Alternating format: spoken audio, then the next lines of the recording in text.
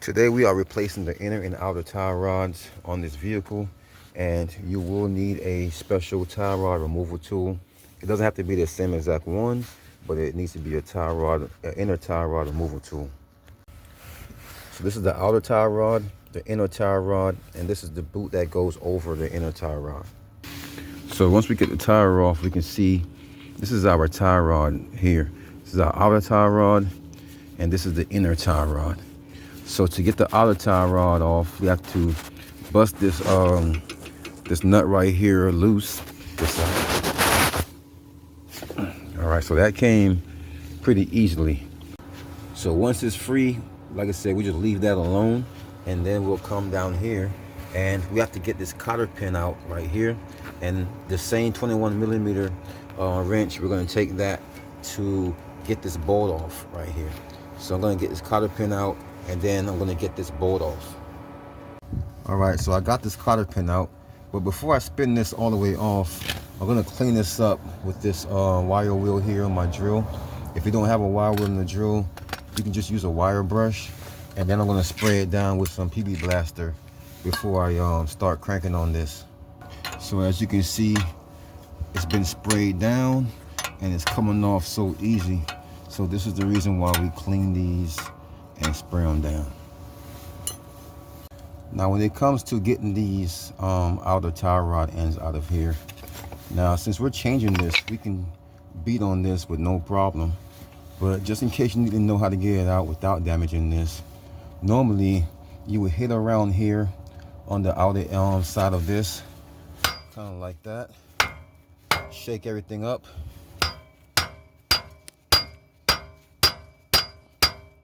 And if that doesn't do it enough, try hitting on the other side and then putting the castle nut back on. Now, for these, I have so many nuts and bolts. I normally keep extra bolts around, so I'll use my extra bolts, my spare bolts to hit with these. But just so you can know, you can still use your old, and just put it on, not all the way on, but mostly on, so you're not hitting your threads. And then you can hit on the bottom of this, just like that, to get that out. Now this should thread off nice and easy with no thread damage. So that's how you get that out of there. When you're doing inner and outer tie rods, the best way to get this back in place is to break this nut loose, move the locking nut back maybe 1/8 of a turn, and once you start to spin this off, make sure you count the revolutions. So you can go 1, 2, 3, 4, 5, 6, 7, 8, 9, 10, 11, 12, 13, 14, 15, 16, 17, 18, 19, 20, 21. So 21 revolutions it took to get that off. So when I go to put my new one on, I'm going to change this all out and put my new inner tie rod on. I'm going to make sure I spin this 21 revolutions on my new tie rod. So when I go to put my new tie rod on here, I'm going to make sure to go 21 revolutions and stop before I get everything all together. And then of course I bring my backing nut back on and lock everything down. And that's the best way to get your tie rods back as close as factory specs as possible before the alignment. All right, so we got the outer tie rod off. So we're going to take our 14mm now to hold this down, and we're going to get this nut all the way back off.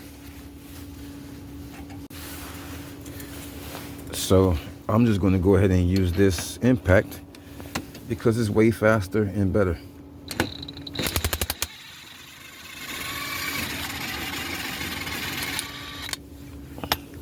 All right, just like that, we got that off. So this boot is recessed in here, and you can barely see back there, but there's a clamp that we need to remove. So this is what it looks like from the back. So you can take a flathead and pry that clamp out of there.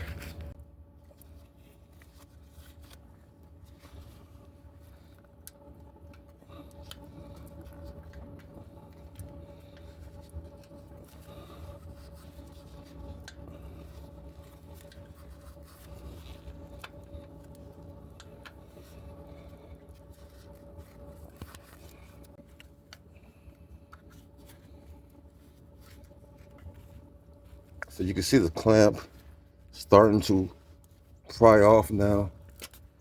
And you can kind of make out where the clamp is right there. So right now it's actually pushing off.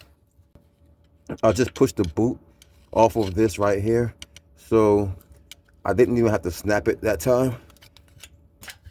So right now it's off. So all I have to do is get the other clamp off. So this is just a regular clamp here on this outside of this boot. So let's get that clamp off. All right, so now it's over that lip. I can just grab back here now and pull this off. So we already loosened up this this metal clamp right here from the inside. So this is what we went on the inside with the flathead, and we were loosening up this clamp. So what I wanted to do is get into what we normally want to do is get into here to loosen the clamp and twist, but I wasn't able to see that from back there, so I just had to get in where I could and twist. And once it created some space, I was able to get behind the clamp itself and twist and stretch it out and able to push the boot off, and that's how I got this boot off. All right, so now it's the time that we all been waiting for. So this is the tie rod removal tool here. You have 3 sizes. There's an inch 7/16, inch 3/16, inch 5/16. So we're going to take our tool, we'll take our new tie rod, and we're going to see which one of these fits. Yep, and it's that one right there. It's kind of dirty, it was laying in the grass. But you can see this is the tool for it right here. It fits right in that one, and it doesn't fit in any of the other ones. So we're going to use the inch and 7/16 for this vehicle. So we take the tool that we picked out, set it up on that outer edge of that inner tie rod, and put our handle on it. And that should hold it up there, but we're still going to have to use one of our hands to hold it. Now I'm going to take a breaker bar here, and I'm going to turn it counterclockwise with this breaker bar, and this is how I'm going to get this loose. So here we go.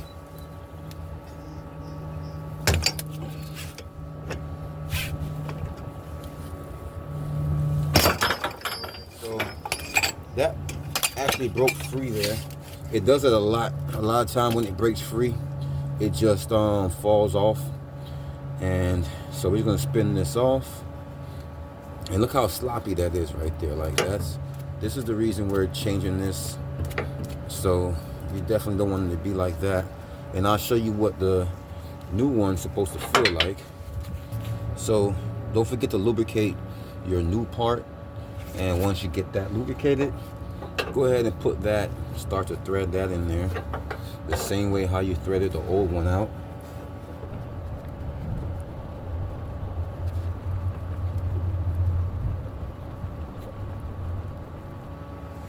All right, so, and you can see how firm this is right here, trying to move this around. So this is not sloppy like the last one was. So now that it's tight in there, we do the same exact opposite thing we did. We put our tool on here, and then we'll go clockwise this time, tighten. So put our tool on, and right now I'm tightening with my breaker bar, and I'm going clockwise with it. All right, that should be enough there. That's really, really tight. So now our inner tie rod is technically on. So the new boot, I'm going to use a regular hose clamp on there. So I'm just putting one up there to match it up. I'm going to take it off, and I'll put it back on there after I get the boot up. So once you get the boot on, then we can go ahead and get our locking nut back on. We have to remove our locking nut so we can get our tool handle over here. But now that the inner tie rod is tight, we can bring this locking nut back on here. And remember, when we put our outer tie rod on, it was 21 revolutions. So we're gonna count that as well. And it's already lubricated here at the end. So we're gonna start with the outer tie rod until as soon as it starts to thread, which is right there.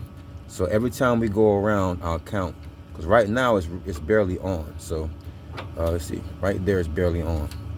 So that's 1, 2, 3, 4, 5, 6, 7, 8, 9, 10, 11, 12, 13, 14, 15, 16, 17, 18, 19, 20, 21. So 21 revolutions is all I needed. So let's go ahead and drop that in there.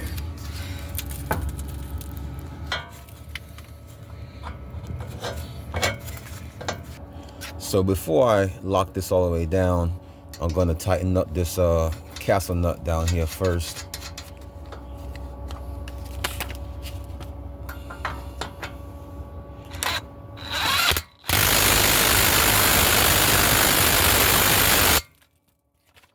All right, now throw a cotter pin through here. All right, guys, cotter pin is in. Let's go ahead and bring that all the way back. So this is a 22 millimeter I'm using. So of course it's gonna shift first, but once it stops right there, then I can go ahead and tighten that like that, and that's pretty much it. All right, guys, so as you can see, the inner tie rod, the boot, the outer tie rod, everything is good now. Everything is back in alignment, the best as we can get it. So that's pretty much it.